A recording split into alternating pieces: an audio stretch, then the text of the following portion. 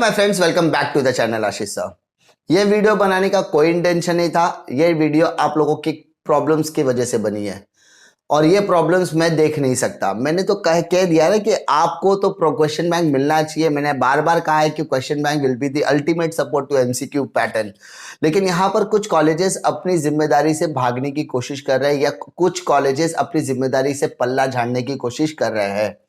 मैं सारे कॉलेजेस की बात नहीं कर रहा, मैं कुछ कॉलेजेस की बात कर रहा हूं जहां पर मुझे बहुत सारे बच्चों ने कमेंट करके कहा है कि हमारे कॉलेजेस ने हाथ खड़े कर दिए और कहे कि हम आपको क्वेश्चन बैंक नहीं देने वाले हैं। तो पहला क्वेश्चन, सर क्यों? क्या आपको बच्चों की मेंटल स्टेटस के बारे में नहीं पता?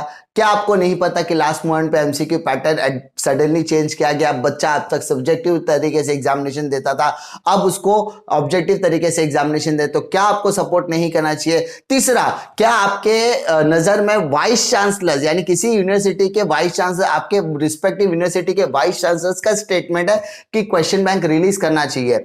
और चौथा, क्या एजुकेशन मिनिस्टर के स्टेटमेंट का भी कोई वैल्यू नहीं है कि क्वेश्चन बैंक रिलीज करना है?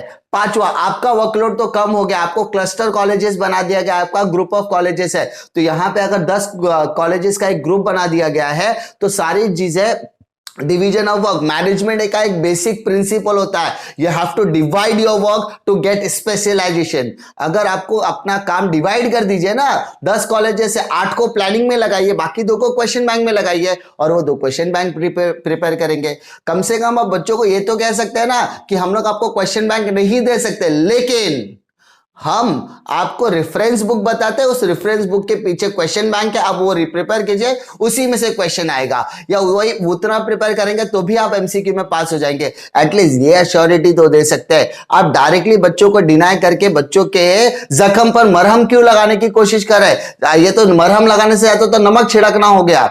मतलब बच्चा पिछले 6 महीने से वैसे ही मेंटल स्टेटस में है। आई एम नॉट सेइंग, बार बार कह रहा हूं, आई एम नॉट सेइंग कि सारे कॉलेजेस ने डिनाई किया है, लेकिन कुछ कॉलेजेस की वजह से अब से बाकी बच्चों के ऊपर भी ये इंप्रेशन आ रहा है कि यार XYZ कॉलेजेस ने तो क्वेश्चन बैंक रिलीज किया लेकिन हमारा कॉलेज हमको सपोर्ट नहीं करा है। आप एंड मोमेंट पे ऐसा कहते हैं ना, अंत भला तो सब भला, तो वो अंत अच्छा तो कीजिए। फाइनल ईयर स्टूडेंट आपको जिंदगी भर याद रखने वाला है कि हमारे कॉलेज ने हमको बहुत ज्यादा लेवल पर सपोर्ट किया। तो प्लीज आप कॉलेजेस से एक रिक्वेस्ट करता हूं, सारे प्रिंसिपल, सारे कोर्स कोऑर्डिनेटर, प्रोग्राम कोऑर्डिनेटर से मैं रिक्वेस्ट करता हूं, सारे सब्जेक्ट टीचर से रिक्वेस्ट करता हूं कि प्लीज आप बच्चों को सपोर्ट कीजिए। अगर आप खुद क्वेश्चन बैंक नहीं प्रिपेयर कर सकते तो एटलीस्ट उन्हें कहां से प्रिपेयर करना है वो तो बता दीजिए।